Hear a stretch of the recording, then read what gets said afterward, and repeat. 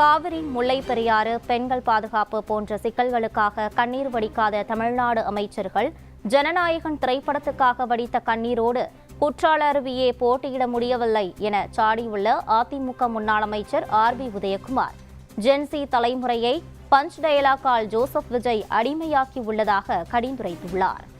தமிழக அமைச்சர்களின் கண்களிலே கண்ணீர் கொட்டிய அந்த காட்சி நம் நெஞ்சத்தை துடிதுடிக்க வைத்து விட்டது, பதற வைத்து விட்டது.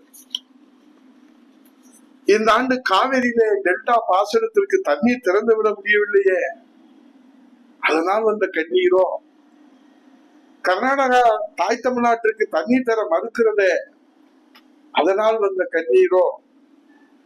சாமானிய மாணவர்களை பாதிக்கும் நீட் தேர்வை ரத்து செய்ய முடியாமல் போராடி கொண்டிருக்கிறார்களே மாணவர்கள், அதனால் வந்த கண்ணீரோ?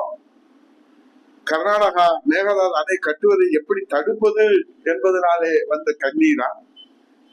அரசு மருத்துவமனையிலே நோயாளியின் ஒரு விரலையே எலி கடித்து கொண்டு போனதே, அதனால் வந்த கண்ணீரா? இத்தனையும் பார்த்துவிட்டு கண்ணீர் வராத நம்முடைய தாய் தமிழ்நாட்டின் அமைச்சர்களுக்கு ஜனநாயக படம் பார்க்கிற போது வந்த கண்ணீர் இருக்கிறதே, குற்றால அருவியே அதிலே போட்டி போட முடியவில்லை.